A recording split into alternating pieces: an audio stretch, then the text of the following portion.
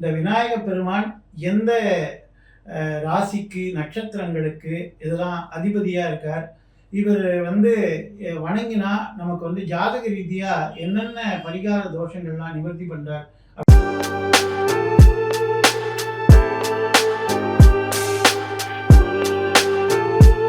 இவன் முருகனுக்கு கல்யாணம் பண்ணி வச்சது விநாயக பெருமான் உணர்த்தினார், என்ன நீ வணங்காம போனேன் அப்படின்னு சொல்லி. அதாவது நம்ம இப்போ ஒரு பயணம் மேற்கொள்றோம். இனிமேல் வரக்கூடிய ஏதாவது பிரச்சனைகள் இருந்தால் இந்த பிரச்சனை இந்த சூர தேங்காய் உடையிற மாதிரி உடையும். சரி சார், கேத்து எங்க இருந்தா தோஷம், எந்த மாதிரி பிரச்சனை கொடுப்பார் அப்படின்னு பாத்தீங்கன்னா, கேத்து பொதுவாகவே 5வது இடத்துலயும் 9வது இடத்துலயும் இருந்தாலும் சர்வதோஷம் சொல்லுவோம். கேத்து 2ல் இருந்தால் குடும்ப பிரச்சனை, 3ல் இருந்தால் தேவையற்ற பயம், 4ல் இருந்தால் ஹெல்த் இஷ்யூஸ், 5ல் இருந்தால் விஷ பயம், பாய்சன் எல்லாம் குடிச்சு சூசைட் பண்ணிக்கிறாங்க பாத்தீங்களா. விஷம் சூசைட்ல பல விதம் இருக்கு. அது மாதிரி விநாயக பெருமான் கணநாதம்னு பேரு. அவருக்கு பேரே கணநாதன், கஜராஜா அப்படின்னு பேரு. கனத்த உருவம் அப்படின்னா, கனத்தம்னா வெயிட்.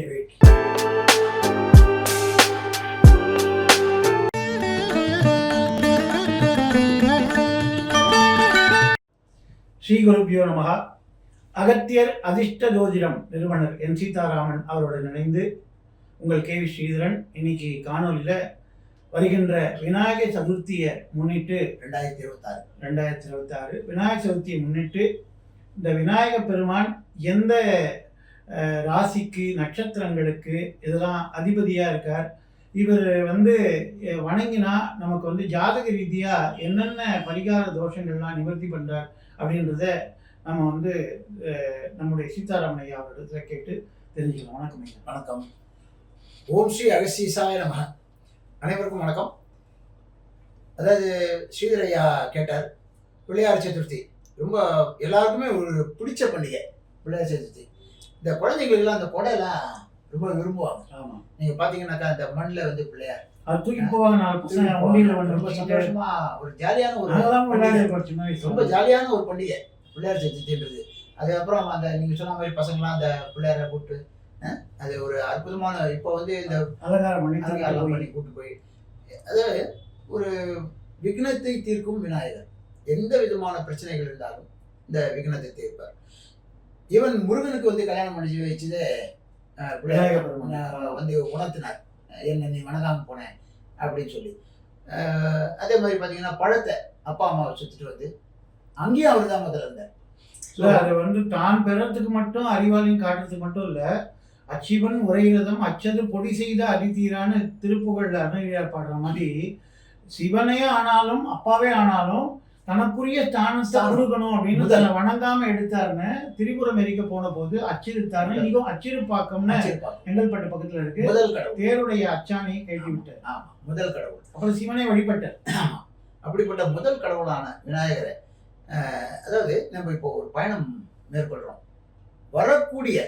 இனிமேல் வரக்கூடிய ஏதாவது பிரச்சனைகள் இருந்தால் இந்த பிரச்சனை இந்த சூர தேங்காய் உடையிற மாதிரி உடையணும், நமக்கு எதுவும் ஆகக்கூடாது அப்படின்னு சொல்லி தேங்காய் உடைச்சு தான் நம்ம கிளம்புறோம். எந்த ஒரு ஹோமமாக இருந்தாலும் சரி, பூஜையாக இருந்தாலும் சரி, பிள்ளையார் வழிபட்டு ஆரம்பிக்கிறோம். ஸோ இதெல்லாம் பார்த்தீங்கன்னாக்கா விநாயகன் இல்லைன்னா எதுவுமே இல்லை. ஆரம்பித்தா அது விக்னத்தில் தான் போய் முடியும், என்ன நீ யோசிக்காமல் இருந்தா அப்படின்னு சொல்லி ஒரு பொதுவான எல்லாருக்குமே தெரிஞ்ச விஷயம். இதை தவிர ஜாதகத்தில் பார்த்தீங்கன்னா ஒரு கடவுளும் ஒரு கிரகத்துக்கு அதிபதி. இப்போ செவ்வாய் எடுத்தா நம்ம வைத்தீஸ்வரர் கோயில் போயிட்டு வாங்க அப்படின்னு சொல்ற மாதிரி, ராகு எடுத்தாக்கா இந்த இடத்துக்கு போயிட்டு வாங்க, கேத்து எடுத்தாக்கா அப்போ அந்த கேத்துக்கு யார் சார் ஒரு எந்த தெய்வத்தை நம்ம வழிபடலாம் அப்படின்னு பார்த்தா விநாயக பெருமாளை வணங்கினாங்க, கேத்துவோட தோஷம் நீங்கும். சரி சார், கேத்து எங்க இருந்தா தோஷம், எந்த மாதிரி பிரச்சனை கொடுப்பார் அப்படின்னு பார்த்தீங்கன்னா, கேத்து பொதுவாகவே 5வது இடத்துலயும் 9வது இடத்துலயும் இருந்தாலும் சர்வதோஷம் சொல்லுவோம். நாகதோஷம். அதாவது காலசர்ப்ப ஜாதகம் வேற, நாகதோஷம் வேற. பிள்ளையாரே பார்த்தீங்கன்னாக்கா அந்த பாம்பு வயிற்றுல கட்டியிருப்பாரு. அப்படிப்பட்ட ஒரு அற்புதமான ஒரு தெய்வம். அப்படி அந்த நாகதோஷத்தை நீக்கக்கூடியவரும் விநாயகர். இந்த கேத்துக்கு சம்பந்தப்பட்ட தோஷத்தை எல்லாம் நீக்கக்கூடியவர். அதை தவிர 5வது இடம் சொன்னேன், 9வது இடம் சொன்னேன். ஜாதகத்துல கேத்து தசை, அதாவது அஷ்டமஸ்தானத்தில் உட்காந்து கேது தசை நடத்தினாலும் சரி, 6வது இடத்துல உட்காந்து நடத்தினா நல்லது தான். இருந்தாலும் கடன் பிரச்சனை அது இதுன்னு நிறைய தொந்தரவு. கேது எங்கே இருந்தாலும் ஒரு ப்ராப்ளத்தை கொடுப்பார். ஏதோ ஒரு அந்த இடத்துக்கு உண்டான பிரச்சனை கொடுப்பார். அது அவரோட வேலை. ஸோ 11வது இடம் எந்த விதமான அசுப கிரகங்கள் இருந்தாலும் 11வது இடம் நல்ல இடம் ஜாதகத்தில். எந்த தொந்தரவும் பெருசாக நம்ம ஃபேஸ் பண்ண வேண்டாம். அப்போது அந்த கேது 2ல் இருந்தால் குடும்ப பிரச்சனை, 3ல் இருந்தால் தேவையற்ற பயம், 4ல் இருந்தால் ஹெல்த் இஷ்யூஸு, 5ல் இருந்தால் புத்திரர்களால் மனக்கவலை, 6ல் இருந்தால் கடன் தொல்லை, அதையும் ஹெல்த் தான் தொந்தரவு கொடுக்கும். 7 இருந்தால் கணவன் மனைவிக்குள்ள கருத்து வேறுபாடு, அஷ்டமஸ்தானத்தில் இருந்தால் விஷ பயம், பாய்சன்லாம் குடிச்சு சூசைட் பண்ணிக்கிறாங்க பார்த்தீங்களா? ஆமாம், விஷம். சூசைடில் பல விதம் இருக்குது. அதில் இந்த பாய்சன் வந்து சாப்பிட்றாங்க இல்லையா? இல்லைன்னா இவங்க சாப்பிட்ட மருந்தே பாய்சன் ஆமாம், ஃபுட்டே பாய்சன் ஆகும், ஃபுட் பாய்சன் அந்த மாதிரி. அப்புறம் பார்த்தீங்கன்னா 9வது ஸ்தானத்தில் குழந்தைகள் பாக்கியம், நமக்கு கிடைக்க வேண்டிய பாக்கியம் பிரச்சனை. 10வது இடம் ஜீவனத்தினால தொந்தரவு. 11வது இடம் நல்ல இடம் சொன்னேன். 12வது இடம் தூக்கத்துக்கு எடுத்து விட்டுருவார். ஸோ கேது தசை, கேது புக்தி, ராகு தசையில் கேது புக்தி, ராகு தசையில் கேது தசையில் ராகு புக்தி, இந்த மாதிரி தொந்தரவுகள்லாம் வந்து கேதுவால் ஏற்படக்கூடிய எந்த விதமான தொந்தரவுகள் இருந்தாலும் விநாயக பெருமான் வந்து அதிபதி. அவரை போய் வணங்கிட்டு வந்தாக்கா, அவரை போய் ரெகுலராக ஐயா நம்ம கிரகத்தில் இந்த மாதிரி தொந்தரவு இருக்குது அப்படின்னு சொல்லி நல்லா மனசார ப்ரே பண்ணிட்டு வந்தா, கேதுவால் ஏற்படக்கூடிய தொந்தரவுகள் எல்லாமே நம்மளால் கண்ட்ரோல் பண்ண முடியும், தாங்க முடியும். அதாவது எதுவுமே வந்து டோட்டலாக போகாது. நம்மளால் சமாளிக்கக்கூடிய ஒரு திறமையை கொடுப்பார், அந்த சக்தியை கொடுப்பார், நமக்கு தேவையானதை கொடுத்துருவார். அப்போது விநாயக பெருமான்றது முழு முதல் கடவுளாக இருந்தாலும் ஜாதகத்தில் எந்த கிரகத்துக்கு இவர் வந்து சப்போர்ட் பண்ணுறாரு, அவரை வந்து கண்ட்ரோல் பண்ணுறார் அப்படின்றது கண்கூட உண்மை. இது இப்போது ஜாதக ரீதியாக நம்ம பார்த்தோம். விநாயக பெருமான் எல்லாருக்கும் தெரிஞ்ச விஷயம், முதல் கடவுள். இப்போ நம்ம சொன்ன மாதிரி கேதுக்கு அதிபதி. இதை தவிர ஆன்மீகத்தில் வந்து ஒரு சில சந்தேகங்கள் மக்களுக்கு நேயர்களுக்கு இருக்குது. அதை நான் கொஞ்சம் நீங்கள் விளக்கமாக சொல்லணும். அதாவது வலம்புரி பிள்ளையார் இருக்கார், இடம்புரி பிள்ளையார் இருக்கார். இந்த வலம்புரி பிள்ளையாரை வணங்கினா என்ன? அது தவிர சந்துக்கு சந்து முச்சந்தி விநாயகர் இருக்கார். இது என்ன கான்செப்ட்? வேற எந்த கடவுளையும் நம்ம பார்க்கறது இல்லை. எல்லா இடத்துலையும் முச்சந்தியில் விநாயகர் இருக்கார். அது ஒன்று. இப்போ பார்த்தீங்கன்னா முச்சந்தியில் விநாயகரை வச்சுருப்பாங்க. நானே இதை பற்றி சொல்கிறேன். அந்த தோஷத்தை நீக்க, முச்சந்தி தோஷம், வாஸ்து தோஷம் நீக்கன்னு சொல்கிறோம். இருந்தாலும் நீங்கள் ஆன்மீக ரீதியாக என்னன்றது சொல்லுங்க. அதை தவிர ஒரு பெரிய கேள்வி இருக்கு. அதாவது விநாயக பெருமான்றவர் பெரிய உருவம், யானை எடுத்துப்போம். இப்போ மூஞ்சூர் அப்படின்னு சொன்னால் ஒன்றுமே இல்லை, சின்ன உருவம். இந்த மூஞ்சூர் மேலே விநாயகர் எப்படி உட்கார்றாரு? வாகனம் மூஞ்சூர் அப்படின்னு சொல்கிறோம். இப்போ புலி மேலே ஐயப்பன் வந்தாருன்னா கிட்டத்தட்ட புலி தாங்கும். துர்கை வந்து சிங்கம் அப்படின்னு சொன்னால் சிங்கம் தாங்கும். மூஞ்சூர் எப்படி சார் ஒரு பெரிய உருவத்தை தாங்குது அப்படின்ற ஒரு பெரிய சந்தேகம் எல்லாருக்கும் இருக்குது, எனக்கும் இருக்குது. ஸோ இது எல்லாத்துக்குமே உங்கள் வாயால் வந்து விளக்கத்தை வந்து கொடுக்கணும்னு. இப்போ விநாயக பெருமானே பார்த்தீங்கன்னா குழந்தை தெய்வம் அப்படின்னு பேர். அவர் தான் முதல் கடவுளாகவும் முதல் பூஜை, அக்ர பூஜை அப்படின்றதுனால தான் அது அகர முதல எழுத்தெல்லாம் ஆதி பகவன் முதற்றே உலகு அப்படின்னு. அகரம் அப்படின்னா அகாரம் கீழே ஆ என்கிற எழுத்து அம்மாவான உயிர் எழுத்துக்கு முதல் எழுத்தாக இருக்குது. அதனால தான் உலக உயிர்களே தோன்றுறது. அப்போது பிள்ளையாருடைய வழிபாட்டில் என்ன தோன்றதுனால அவருக்கு அகரம்ன்றதான அருகம்புல்ல சாத்திரம். அதான் புல்லாகி பூடாகின்னு உயிர் தொகைகளுக்கே மூலம் எதுனா புல்லு தான். அதுலேருந்து தான் கடைசியாக மனித பிறவி வருது. அப்போது அந்த முதல் தெய்வமாக இருக்கிறவர் யாருன்னா விநாயகர் தான். அது மட்டும் இல்லாமல் பிள்ளையாரை பிடிக்கிறதுக்கு பார்த்தீங்கன்னா ஒரு மஞ்சளை பிடிச்சா வந்துடுவார், களிமண்ணை பிடிச்சா வந்துடுவார். ஒரு வியர்வையை பார்வதி பிடிச்சி வச்சா பிள்ளையார் ஆகிட்டாருன்னு புராணங்கள் சாஸ்திரங்கள் சொல்கிறது.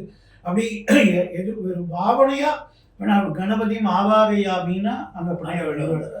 ஸோ அந்த மாதிரி எடிவந்த பெருமான் அப்படின்னா பிள்ளையார் தான். அதனால தான் குழந்தைகளுக்கும் அவர் வந்து பிடிக்கிறது. அப்பேற்பட்ட விநாயகர். இவர் ஏன் மூஞ்சூரில் அவ்வளோ பெரிய சுமையை அப்படி வச்சாங்க அப்படின்னா இதெல்லாம் ஒரு தத்துவ விளக்கம். இப்போ உதாரணமாக தத்துவ கதைகள் சொல்லும்போது முயல் ஆமை கதைன்னு நம்மலாம் ஒரு எல்கேஜி யூகேஜி படிக்கும்போது ஒன்றாங்களா அந்த காலத்தில் பாடம் சொல்லி கொடுப்பாங்க. முயல் வந்து வேகமாக விடும், ஆமை மெல்லமாக விடும். ஆனால் அது வந்து ஆமையை எங்கே போய் ஜெயிக்க போகுதுன்னு இது நிதானமாக இருந்ததாகவும் அதனால முயற்சி விடாமல் ஜெயிச்சது. இதில் உண்மையிலே பார்த்தீங்கன்னா முயல் ஆமைன்னு ரெண்டு விலங்கினமாக பிரித்து பார்க்காம அதை ஒரு சொல்லா சேர்த்து பார்த்தீங்கன்னா முயலாமை அப்படின்னு வரும். எதுவுமே முயற்சி இன்மைன்னா இப்படிதான் முடியும்ன்றதுக்கு உருவகப்படுத்தினாங்க. அது மாதிரி விநாயக பெருமான் கணநாதம்னு பேரு. அவருக்கு பேரே கணநாதன், கஜராஜா அப்படின்னு பேரு. கனத்த உருவம் அப்படின்னா, கனத்தம்னா வெயிட். இந்த உலகத்திலே ரொம்ப வெயிட்டானவர் அப்படின்னு சொல்ற மாதிரியும், அது மாதிரி எல்லா விஷயத்திலும் அறிவிலாகட்டும், ஞானத்திலாகட்டும், பாண்டித்யத்திலாகட்டும், எல்லா விதத்திலும் அவர் வந்து நல்ல முதன்மையான பொருளா இருக்கிறதுனா கணநாதன் பேரு. கணங்களுக்கும் அவர் நாதர். அப்பேற்பட்ட அந்த கணநாதர் அவர் வந்து பெயரால கணநாதரை தவிர தன்னுடைய அஷ்டமா சித்திகளுக்கு அவர் அதிபதி.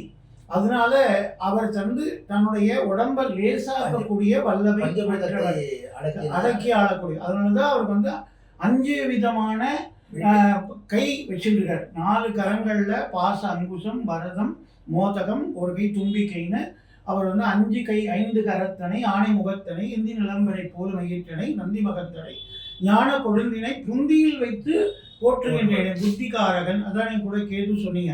அப்போ அந்த விநாயகர் வந்து அவ்வளவு பெரிய கனமான உருவம்.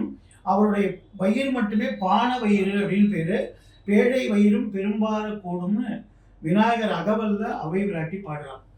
அப்போ அவ்வளோ பெரிய சரீரத்தை அத்தனோண்டு ஒரு சுண்டலிக்குள்ள எப்படி அடக்கிறார் அப்படின்னா, தன் உருவத்தை வந்து அவர் வந்து தானே வந்து காத்தா மாற்றி குறிக்கிறார். அப்போ குறிக்கும் போது என்ன ஆகுதுன்னா, அதுக்கு அந்த பாரத்தை கொடுக்கறது கிடையாது. அப்போ பாரத்தை கொடுக்காத போது ஒரு எலி கூட இவ்வளோ பெரிய பாரத்தை தாங்குது.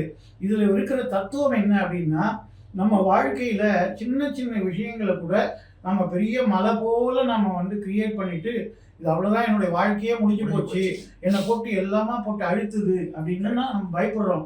ஆனால் அந்த பயத்தை விட்டு கணபதி கிட்ட நாம ஒரு சூறக்காயை போட்டுட்டோம்னா, அப்போ என்ன ஆகுதுன்னா, அந்த பயத்தெல்லாம் போக்கும்போது அந்த மனக்கட்டங்கள் எல்லாம் பாரம் இறங்கி போயிடுது. மூஞ்சு மேலே ஏற மாதிரி ஒரு சுண்டலி கூட தூக்கின்னு போற அளவுக்கு அந்த பாரம் லேசாயிடுது. அப்படின்றது தான் அவர் மூஞ்சூர் மேல தன் பாரத்தை இறக்கி வை, நீயே சுமக்காத. அந்த பாரத்தை ஒருத்தர் இடத்துல இறக்கி வச்சா இது சுண்டலி கூட தூக்குற பாரம் தான்றத அவர் துலாபாரமா தன்னுடைய உருவத்தை வச்சு நடத்தி காட்டுறார். இதைத்தான் சுண்டலி மேல விநாயகன் ஏறினார்னா கணநாதம். அந்த நாதம் வந்து கனத்த நாதம் எல்லா திக்குகளிலும் பரவி இருக்கிறது. அந்த நாதத்தை அதான் அந்த காலத்துல சொல்லுவாங்க, கம்முன்னு காரியம் நடக்கும் அப்படின்னா. சில பேர் ஓடி ஓடி ஓடி உழைப்பான், ஆனா கம்முன்னு பேசாம காரியம் நடக்கணும். கம் என்கிற சொல்லுதான் கணபதியினுடைய பீஜ மந்திரம். ஓம் கம் கணாதி பதையே நமஹா அப்படின்றது கணபதியுடைய பீஜாட்சரம். அப்ப கம்முன்னு காரியம் நடக்குன்னா, நம்ம கம்முன்னு இருந்தா நம்ம வாழ்க்கை ஜம்முன்னு இருக்கும். அப்போ அந்த எளிமையா விநாயகர் வழிபாடு என்னன்னா, அவர் பெருசா வந்து எனக்கு கோவில் கட்டு கும்பாபிஷேகம் பண்ணலாம் சொல்றது. அதனாலதான் பாத்தீங்கன்னா, இப்போ சிவனுக்கு கோவில் கட்டுனா சிவ ஆகம முறைப்படி, அதுக்குரிய சில்ப சாஸ்திரப்படி, வாஸ்துப்படி, அதுக்கப்புறம் வந்து அந்த அதனுடைய மூர்த்தி தலம் தீர்த்தம் அதெல்லாம் தெரிஞ்சுட்டு இப்படி கட்டினாதான் ஒரு கும்பாபிஷேகம் நிறைவு பெறும். இல்லைன்னா அது தடையாயிடும். அது மாதிரிதான் நாராயணன், அது மாதிரிதான் சக்தி, இதெல்லாம் உக்ர தேவதைகள்லாம் இருக்காள். ஆனா விநாயகர் அப்படின்னா விளையாட்டு பிள்ளைன்னு சொல்லுவாங்க. பிள்ளை யார் அப்படின்னா யாருக்கும் ஒரு பிள்ளை, அதனாலதான் பிள்ளையா இருந்தான். அப்போ யாரு வேணா எளிதா வீட்டுல ஒரு 4 செங்கல் எடுத்து வச்சு நீங்க கூட ஒரு பிள்ளையார வச்சுட்டீங்களா, மரப்பாச்சி பிள்ளையார, அது கோவில் ஆகிடுவார். அப்போ எங்கும் இருக்கிறவர் எழுகின்ற பெருமான்றதுனாலதான் அவர் முச்சந்தில இருக்காரு, நாச்சந்தில இருக்காரு, எல்லாத்துலயும் இருக்காரு. இது மட்டும் இல்லாம நம்ம பாரத்தை, நம்ம கவலைகளை, அந்த தோஷங்கள் தீரணும்னா, நீங்க சொன்னீங்க பாருங்க, முச்சந்தில இருந்தா அந்த தோஷங்களை நிவர்த்தி செய்ய விநாயகரை வைக்கிறோம் அப்படின்னு. அதனாலதான் ஏரிக்கரையில இருப்பார், குளத்துல இருப்பார், குட்டையில இருப்பார், ஆத்தங்கல்ல இருப்பார், அரசமரத்தில் இருப்பார். அவர் இல்லாத இடமே கிடையாது. எல்லாத்துக்கும் மேல பாத்தீங்கன்னா நாராயணன் கோயில்ல சிவன் இருக்கிறது இல்ல, சிவன் கோயில்ல நாராயணன் இருக்கிறார். சில இடங்கள்ல சங்கர நாராயணன் சொல்லிட்டு 2 பேரும் சங்கமமா இருக்கிற திலத்தலங்கள் இருக்கு. ஆனா தனித்து நாம பண்ணும்போது இருக்கிறது இல்லை. ஆனா விநாயகர் இல்லாத தலங்களே கிடையாது. அவர் அப்பா கூட இருப்பார், அம்மா கூட இருப்பார், தம்பி கூட இருப்பார். அவர் இல்லாத கோவில்களே கிடையாது. எல்லாரும் இல்லாத இடத்துலயும் விநாயகர் கோவில் உண்டு, எல்லாரும் கோவில்லையும் விநாயகருக்கு சன்னதி உண்டு. அப்படின்னா அப்ப எங்கும் நிறைந்திருக்கிற விநாயகர் தான். அவ்வளவு எளிமையான ஒரு பெருமாள். நீங்க பாத்தீங்கன்னா ஒரு சாதாரண கீழே விளைஞ்சி இருக்கிற புல்லு, நான் இன்னைக்கு போனா நாளைக்கு புல்லு முளைச்சிடும்னு சொல்றோம். ஒரு மழை பெஞ்சா புல்லு முளைக்கிறது, அது காசு பணமே தேவையில்லை. அதை எடுத்து விநாயகருக்கு அர்ச்சித்தா போதும், அவர் மனது குளிர்ந்து நம்மை வாழ்த்துகிறான்றா. அதனாலதான் கல் மண்ணிலேருந்து தோன்றின விநாயகர் திரும்ப ஜலத்துல வந்து உத்வாகம் பண்ணி அவர் மண்ணாரோடு மண்ணாகவே போகிறான்ற நம்மளோட மனித தத்துவத்தையும் மண்ணிலேருந்து பிறக்கிறோம் திரும்பி மண்ணுக்கே போறோம் அப்படின்னு மனித தத்துவத்தையும் அவர் காட்டுறாரு. அப்போ மனிதன் தான் மிருக குணம் வரக்கூடாதுன்றதுக்காக மிருக தலையை வச்சுட்டு இருக்காரு. அவர் 5 தொழிலையும் அடைக்கணுன்றதுக்காக 5 கரத்தை வச்சுட்டு இருக்காரு. அவர் வந்து எளிமையா இருக்கணும், எதையும் பாரமா தாங்கக்கூடாது, இறக்கி வைக்கணும்னு மூஞ்சூர் மேல இருக்காரு. சரி, எல்லாமே சைக்கலாஜிக்கலா ஒரு குழந்தைக்கு கூட புரியும்படியா அறிவியலா விளையாட்டா அவர் செய்யக்கூடிய பிள்ளை. அதனால வலம்புரி பிள்ளையார் அப்படின்னு ஒரு ஸ்பெசிபிக்கா சொல்றாங்களே அதோட. ஆமா, இப்போ நீங்க பாத்தீங்கன்னா வலம்புரி விநாயகர் முறையாலேயே விநாயகர் பண்ணி ஒரு அசுரனை அழித்த வரலாறு ஞானசம்பந்தருடைய பாடல்கள் திருவலஞ்சுடி அப்படின்றதான தேவார தலம் சுவாமிபாளைய பக்கத்துல இருக்கு. அப்போ அந்த வலம் சுழித்தல் என்பது என்னன்னா, எப்பவுமே எந்த காரியமும் பலமாக சுழித்து வந்தால் அது வந்து குட் சைன் அப்படின்னு சொல்லுவாங்க. அதாவது வைப்ரேஷன்லயே பாத்தீங்கன்னா இடஞ்சுழி இருக்கிறது தப்பா? தப்பு கிடையாது. இடமாய் இருக்கிற சுழி வலஞ்சுழியாக மாற்றி தருகிறவர் விநாயகர் பெருமான். அதாவது உங்களுக்கு இன்னும் புரியும்படியா சொல்லணும்னா, இப்போ நம்முடைய மூக்குல பாத்தீங்கன்னா 2 துவாரங்கள் இருக்கு. இதுல வந்து இடது பக்கமும் காத்து போய் உள்ள போய் வெளில வருது, வலது பக்கமும் காத்து போய் உள்ள போய் வெளில வருது. இது யோகம் பண்றவங்களுக்கு பிராணாயாமம் பண்றவங்களுக்கு எல்லாம் தெரியும். ஆனா இது ரெண்டுமே மூச்சு விட உத்தாசம் பண்றது, உள்ள போறதுக்கும் வருது, வெளில போறதுக்கும் வழி இருக்கு. ஆனா இப்ப இடத்துலயே நான் சுவாசம் பண்ணி இடத்துலயே விட்டுக்கிறேனே, வலது போனா என்ன அப்படின்னு நீங்க கேட்குற மாதிரி தான் இடம்பொறி வந்து கெட்டதான்னு கேட்குறது. ஆனா என்னன்னா, வலது நாசி நமக்கு வந்து ஆக்டிவேட் ஆகி வலது நாசியில இது சூரிய கலைன்னு பேரு, இது சந்திர கலைன்னு பேரு. சூரிய கலையில ஆக்டிவேட் ஆகிட்டே இருந்ததுன்னா அவர்களுக்கு எந்த நோய்கள் வருதில்லை, உபாதை வருதில்லை, ஆயுள் நீட்டிக்கப்படுது, கோபம் வருதில்லை, அவங்க சாந்தமா இருக்காங்க, தீர்க்கமான முடிவெடுக்கிறாங்க, ஆன்மீகவாதியா இருக்காங்க, மகானா இருக்காங்கன்றதெல்லாம் நீங்க அந்த யோக திட்டம்ன்றதான நூலை படிச்சீங்கன்னா தெரிஞ்சுக்கலாம். வலம் புரிதல்னு பேரு. அப்போ வலத்தே நாசி ஓடினால் ஆயுள் நீடிக்கிறது திருமூலன் பாடி வச்சிருக்காரு. இடத்தே நாசி ஓடினால் அவர்களுக்கு வந்து அந்த வாழ்க்கையானது குறைந்து போகிறதுனா இதைத்தான் வழிபாடு காட்டுகிறது.